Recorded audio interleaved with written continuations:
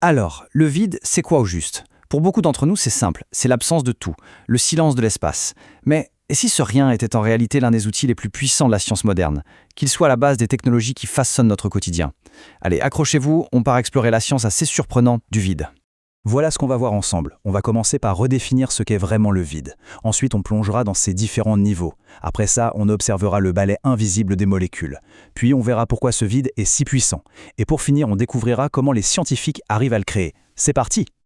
Ok, commençons par la base. Pour la plupart des gens, le vide, c'est l'absence totale de matière. Mais en science, cette idée est en fait un mythe. Il est temps de déconstruire tout ça. Franchement, quand on entend le mot vide, on imagine sans doute un espace sans rien à l'intérieur. Pas une seule particule. C'est une image puissante, hein? Mais scientifiquement, ce n'est pas tout à fait ça. La réalité est bien plus subtile et franchement, beaucoup plus fascinante. Et voilà le changement de perspective qui est essentiel. Pour un scientifique, le vide n'est pas une question de vide, mais de pression. Il faut imaginer la pression atmosphérique comme le poids de tout l'air qui nous entoure. Dès qu'on commence à enlever cet air et que la pression baisse, hop, on entre dans le domaine du vide.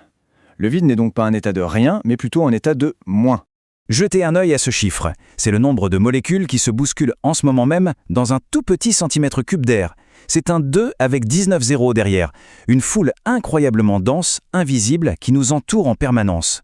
Donc, la conclusion, elle est simple mais fondamentale. Créer un vide, ce n'est pas trouver un endroit où il n'y a rien. Non, c'est prendre un espace et en chasser activement les milliards de molécules qui s'y trouvent, avec des machines. C'est un environnement que l'on construit, de toutes pièces. Bon, maintenant qu'on a redéfini le vide comme une question de pression, on peut aller plus loin.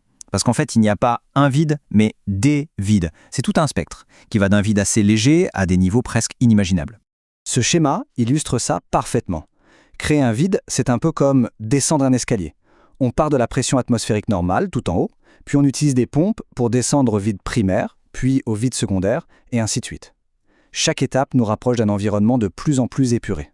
Pour qu'on se fasse une idée de l'échelle, la différence de pression entre l'air qu'on respire et un ultra-vide est de l'ordre de 1000 milliards. C'est énorme. C'est comme si on comparait la taille d'une fourmi à la distance de la Terre au Soleil. On change complètement d'univers. D'accord, mais concrètement, que se passe-t-il pour les molécules quand la pression chute à ce point? Allez, on change d'échelle et on zoome au niveau microscopique pour le découvrir. Pour comprendre ce qui se passe, il faut connaître un concept clé, le libre parcours moyen. En gros, c'est tout simple. C'est la distance moyenne qu'une molécule peut parcourir avant de percuter une autre molécule. Et cette distance, elle va radicalement changer. Imaginez une rame de métro bondée à l'heure de pointe. C'est ça, l'air à pression atmosphérique. Impossible de faire plus de quelques pas sans bousculer quelqu'un. Eh bien, les molécules, c'est la même chose. Elles entrent en collision des milliards de fois par seconde. Même dans ce qu'on appelle un vide primaire, ça reste encore très dense. Une molécule ne peut parcourir qu'une distance infime, bien moins que l'épaisseur d'une feuille de papier, avant de heurter une de ses voisines. Mais regardez ce qui se passe dans un ultravide.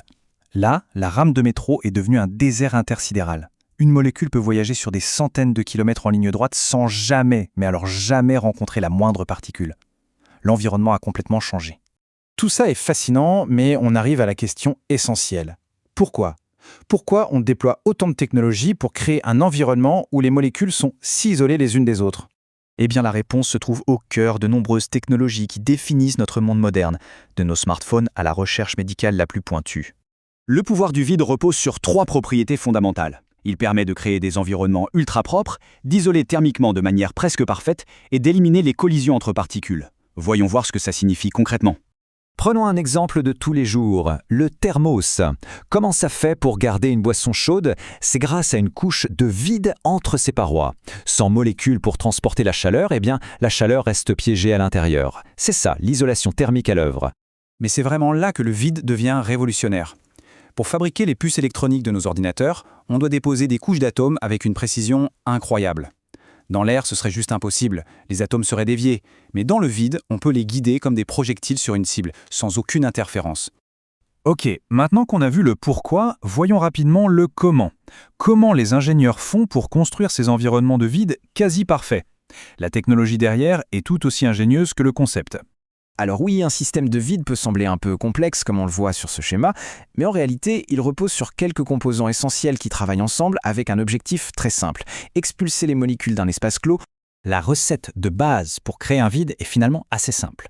On prend une enceinte, une boîte parfaitement hermétique, on y connecte une pompe qui est en gros un aspirateur surpuissant pour extraire les molécules, et enfin on ajoute une jauge, un capteur pour mesurer la pression et savoir où on en est. Le processus est donc une sorte de boucle continue. On aspire les molécules, on mesure la pression et on continue d'aspirer encore et encore jusqu'à atteindre le niveau de vide qu'on veut.